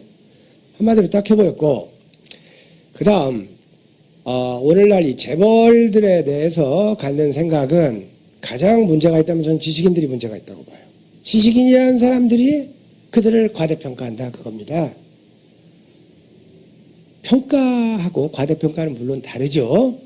있는 그대로를 평가해야죠. 자, 여러분들, 오늘날 한국의 그 대기업을 오늘날 있게 만든 것이 그들의 오너 한두 사람입니까? 아니면 거기에 있는 핵심 경영진입니까? 아니면 거기 임직원입니까? 직원입니까? 모든 게 작용을 했다고 보는데, 저는 결정적으로 이 부동산값 올려준 이 한국 국민들에 있다고 봐요. 그 IMF 이후에, 그리고 오늘날 경제 위기에서도 그렇게 굳건하게 그 자본력을 만들 수 있었던 데에는 우리나라 재벌들 그 부동산 그 수익이 저는 무지하게 컸다고 봅니다. 그래서 저는 그들을 부정하지는 않습니다만은, 우리 이건희 회장이 있어가지고 수십만 명을 먹여 살린다는 등 이런 바보 같은 발언들을 교수라는 사람들이 할 때 보면, 야, 저 사람도 안 됐지만 저 사람한테 배우는 학생들도 참 안 됐구나 하는 생각이 들 때가 있습니다. 오늘날 삼성을 비롯한 재벌들의 문제는 낱낱이 더 파헤쳐야 됩니다. 낱낱이 파헤쳐야 되고, 말 그대로 정치적으로 민주화되고 어느 정도 제도적으로 민주화를 됐다라고 한다면 경제적 민주화가 저는 뒤따라야 된다고 봐요. 그리고 낱낱이 파헤쳐지고 더 많은 그 좋은 기업들이 큰 기업들과 나눠서 경쟁하는 이런 구조로 저는 가야 된다고 생각합니다. 그래서 저는 그 재벌에 대해서, 특히 삼성에 대해서, 특히 이건희 회장이 그 아주 중형을 받았어야 되는데 약한 판결을 받고, 그것도 무슨 올림픽 유치를 기화로 이렇게 사면 된다는 것은 저는 어불성설이라고 생각합니다. 그리고 그런 거에 대해서 민주 진보 인사들이 좀 더 항의를 해야 된다고 보는데 약하더구만요. 그리고 말씀하신 대로 그 오마이뉴스 거는 제가 약간 들어서 알고 있습니다.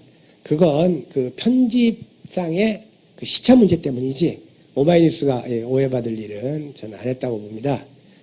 편집상에서 이 어휘 몇 개를 이렇게 수정하려는 과정에서 그 프레시안에 그 기사가 나가고 프레시안에서 오마이뉴스로 취재를 온 걸로 저는 전해서 들어 알고 있는데 확실한 것은 모릅니다. 근데 아무튼 삼성에 대해서 한국 사회가 과대평가를 하고 있는 건 사실입니다. 사실이고 지난번에 저는 그런 글을 썼어요. 제 책 안에도 글이 있습니다. 똥과 떡, 삼성가의 비루한 부전자전이라는 글이 있습니다. 그래서 이병철 회장이 사카린을 박정희하고 이렇게 짜가지고 사카린을 밀수해가지고 김두한 그 의원한테 그 깡패 국회의원이 있죠. 그 당시 국무위원들이 이 똥을 뒤집었었죠. 그 당시에 그 총리였던 그 정일권이든가요? 그 사람 그 뭐 똥 여기 다 묻어가지고 손목시까지 다 버렸습니다. 그런 똥, 그 사카린 밀수 그 사건, 그 다음에 삼성이 우리나라 검찰 전방위 그 뇌물 떡값을 제공했지 않습니까?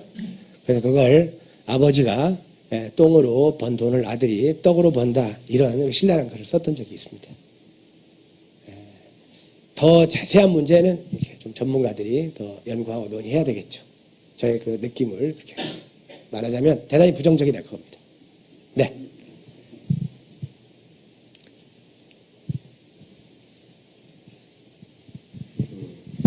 감동적인 좀 생각을 달리하는 부분들을 일깨워진 굉장히 많은데 그 진보와 보수의 기준을 지금 김갑수 그 작가님께서는 상당히 인간적인 면에서 보고 있는 것 같아요. 그래서 좀 인간적이고 노무현은 그리고 좀 이명박 이런 분들은 야비하다.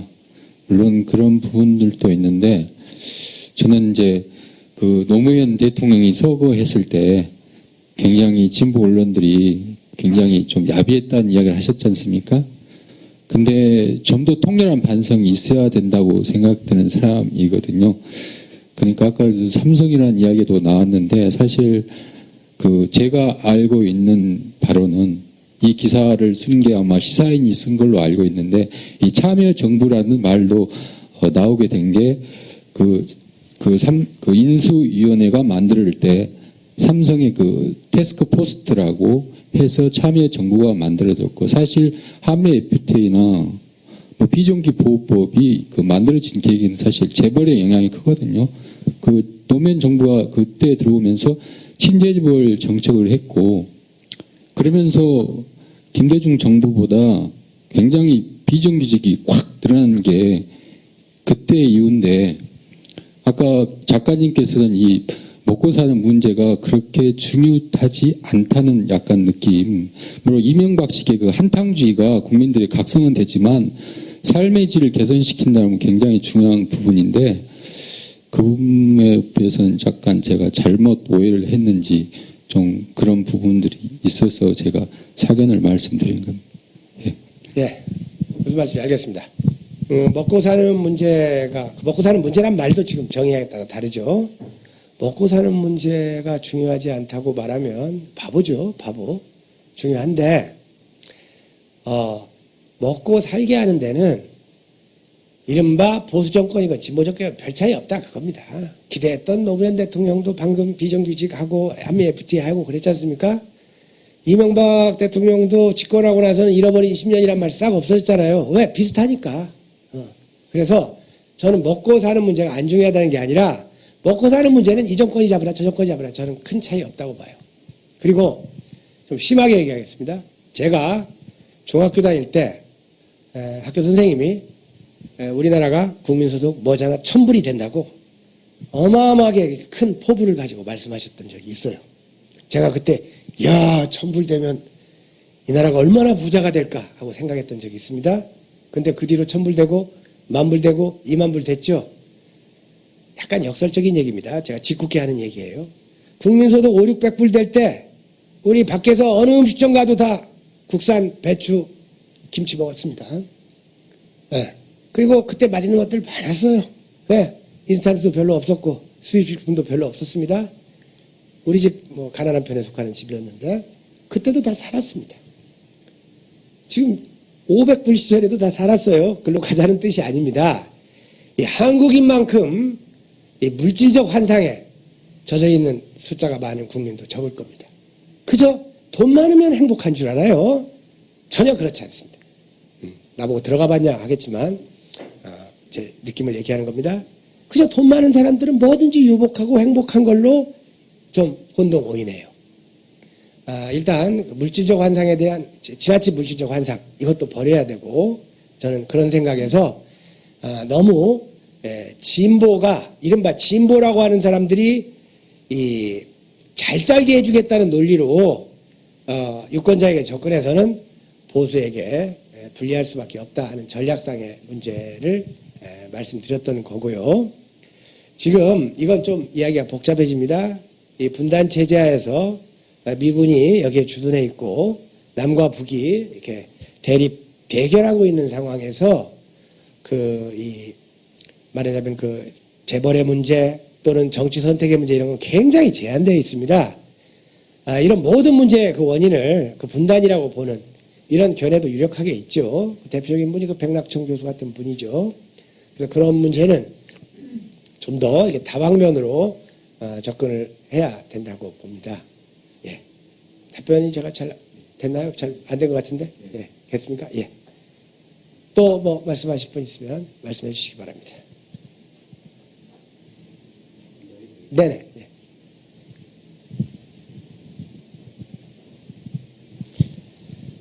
이 선생님 질문하시고 두 분 더 질문 받고 끝내면 어떨까요? 네. 오늘 제목에도 뭐 위선과 이학을 나오는데 아까 여기 책 내용 중에 그 정운찬 씨와 강준만 씨를 비교해 가지고 위선과 이학을 말씀해 놓으신 부분이 있더라고요. 예. 근데 위선이라는 것은 우리가 조금 이렇게 그래도 쉽게 이해가 되는데 위약이라는 게 좀 그 명쾌하게 와닿지 않는 부분이 있었는데 강준만 씨를 어떤 예로 들어 가지고 위약을 설명해 놓은 부분에 대해서 조금 이해가 안 되었고요. 또 그다음에 이제 여러 가지 이제 먹고 사는 문제와 관련되어 가지고 뭐 흔히 뭐 좀 조금 급진적인 쪽에서 이제 우리가 뭐 무상교육, 무상의료 이런 게 어떤 정책을 들고 나오는데 그 부분에 대해서 어떻게 좀 생각하시나요? 네. 일단 제가 그 책 내용 중에 그 정운찬 현 총리, 그러니까 총리 되기 전에 쓴 글입니다. 그 정운찬 씨를 위선적이다. 그리고 강준만 그 교수에게는 위약적인 면이 있다. 이런 글을 썼습니다. 제가 그 정운찬 씨가 총리 되기 전에 쓴 글이에요. 근데 여러분들 그 총리 지명 과정에서 정운찬이가 어떤 행동을 보입니까? 정운찬 씨가. 대단히 위선적인 행동 많이 보이지 않아요? 그리고 그 국회에서 위기에 몰렸을 때 뭐라고 했습니까? 새벽 2시인가 3시에 자기 집에 들어갔더니 자기 부인하고 그 다음에 자식들이 아빠 왜 그랬어요 하면서 울더라고. 그런 얘기 공개석상에서 하잖아요. 저는 이해할 수가 없어요. 자기 가족 내에 있었던 얘기를 자기 가족이 울었다는 얘기를 뭐하러 공개합니까? 예. 그리고 그분 툭하면 어머니 얘기합니다. 어머니가 뭐 가마를 타면 가마꾼의 어깨를 생각해라 해가지고 총리가 돼서 자기는 그런 생각을 했다. 국민이 자기 가마꾼입니까? 그리고 자기 가마 탄 거예요? 생각도 참 근대적이고 늘 그냥 남에게 우호감을 주고 남에게 연민, 동정 같은 거 일으키는 방식의 사고방식을 갖고 있다 그겁니다. 저는 그런 걸 위선적이라고 봐요. 그리고 강준만 교수에게는 그 처음부터 위약적인 데가 있었다는 건 아닙니다. 그분이 교육 문제를 얘기할 때 위약적인 면모를 저는 봅니다. 예를 들어서 그분 서울대학교 없애자고 하는 분 중에 하나죠. 그 사람은 뭐 서울대학교 안 나왔죠. 성균관대학교 나오고 미국 유학 갔다 왔습니다. 성균관대학 나오고 미국 유학 갔다 온 게 한국에서 서울대학 나온 거가 뭐 그렇게 차이 있어요? 그러면서 늘 학벌 비판한다 그겁니다. 두 번째로 그분이 무슨 그 절대 사교육은 절대 안 없어진다 이런 논리를 펴죠. 학부모들의 그 교육열 때문에 거기에도 이 교육의 이면을 짚지 못하는 본질을 짚지 못하는 저는 한계가 있다고 봐요. 여러분들 사교육이라는 건 공교육이 충실해지면 아주 위축되거나 없어집니다. 다 없어질 수는 없죠. 사교육 문제를 해결하는 방법은 공교육에 어마어마한 재원을 쏟아부어가지고 공교육을 좋게 만드는 외에는 방법이 없습니다. 근데 강준만 교수는 그래도 사교육은 안 없어진다. 이런 말을 한다 그겁니다. 저는 그런 것이 이 사태를 이렇게 나쁘게만 말하려는 그분의 생각이 꼭 그렇다는 건 아닙니다. 이 나쁘게만 말하려고 좀 거칠게 말해서 어느 면에 좀 튀어야 된다는 강박관념 이런 것도 그분에게는 저는 있다고 봐요. 그 위학적인 면모를 보이는 분들 중에는 약간 이렇게 튀기를 좋아하는 이것과 관련이 된다고 봅니다. 물론 강준만 교수의 그 젊어서의 저서들이나 업적들은 날카롭고 이 사회를 위해서 공헌한 바가 적지 않습니다. 그런 것은 지금 질문이 아니니까 제가 따로 얘기를 하고 그런 면모를 저는 좀 봤다 그겁니다. 그 다음에 최근에 그분의 글을 하나 읽었는데 한겨레 신문 같은 진보 언론이 좋아지려면 아주 더 이렇게 속되게 세속적으로 독자들이 취미에 영합하고 이런 걸 개발해야 된다는 말을 제가 또 읽은 적이 있어요. 근데 저는 그분의 본심은 아니라고 봐요. 근데 말을 좀 그렇게 좀 거칠게 역설적으로 하는 그런 걸 좀 위학적인 면모다라고 했지 강 교수를 비판하거나 비난하려는 의도는 아니었습니다. 그게. 네. 또 말씀하시죠. 예, 예. 그 다음에 또 아까 질문한 게 두 번째 뭐 있으셨죠? 예. 잠깐만요. 답변하고 주세요. 예, 저는 기본적으로 의료와 교육은 국가가 제공해 주는 것이 좋은 사회가 아니겠느냐. 그쪽으로 나아가야 하지 않겠느냐 하는 생각을 저는 가지고 있습니다. 그 정도면 답변이 되겠습니까? 그러면 그러다 보니까 민노당하고 진보신당하고 비슷한데 저는 좀 그래야 된다고 봐요. 왜냐하면 의료와 교육이야말로 가장 절실한 거고 이 복지이고 또 평등화하고 인간답게 사는데 가장 기묘한 거 아닙니까? 그 두 개에다가 돈을 좀 정부가 쏟았으면 좋겠습니다. 강 살리는 데 하지 말고. 네.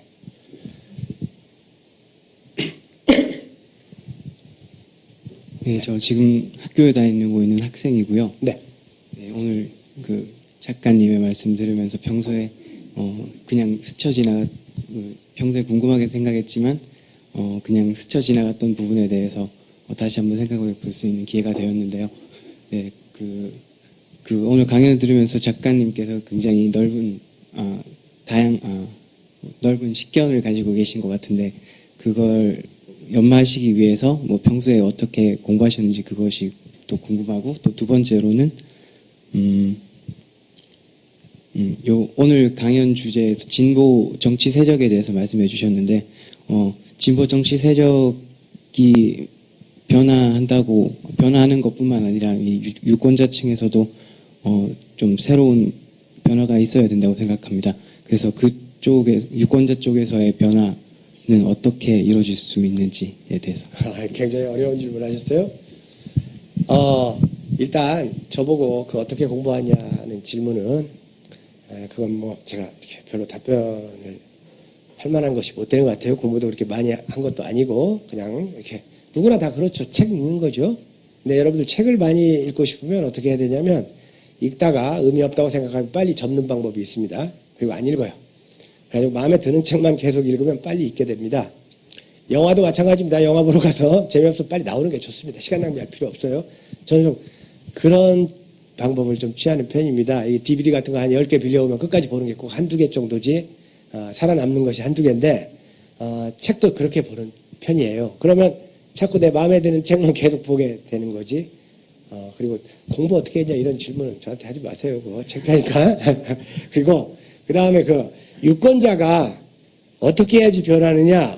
그 문제는 참 어려운 문제죠. 어려운 문제고 역시 그 유권자의 그 표심을 변화시키기 위해서는 이 저널리즘과 그리고 아카데미즘 이 두 쪽의 그 노력이 필요한데 사실은 한국의 아카데미즘은 저널리즘보다 더 한심한 수준입니다. 여러분들 혹시 대학 교수들이 모여서 숙식하는 곳에 가보세요. 텔레비전 소리 제일 많이 나는 곳이 대학 교수들 숙식하는 곳입니다. 그리고 지역 감정도 제일 심한 집단이 대학 교수 집단이에요. 저는 그렇게 봅니다. 그렇기 때문에 이렇게 그 유권자의 표심 같은 것은 별 수 없습니다. 이렇게 광범위한 그 유대, 연대 이런 걸 통해서 순수한 그 시민적 운동이 기반이 돼야 된다고 봐요. 단 한 가지 진보 인사들에게 주문하고 싶은 것은 진보 운동과 진보 정치를 구별하라 그겁니다. 정치가로 나섰으면 좀 표를 좀 얻어야 됩니다. 표를 얻기 위해서는 자기의 정체성을 뚜렷이 해야지 표 많이 얻는 집단 따라가려고 하면 안 된다 그겁니다. 그래서 저는 그 정도로 그건 답변을 하죠. 네. 또 마지막으로 한 분만 더 할까요? 되셨죠? 네. 자, 오늘 지금 9시 20분이니까 1시간 한 45분 동안 지루하셨죠? 오랫동안 경청해 주셔서 감사하고 이런 기회를 제공해 주신 오마이뉴스에게 또 감사를 표하고 싶습니다. 여러분들 고맙습니다.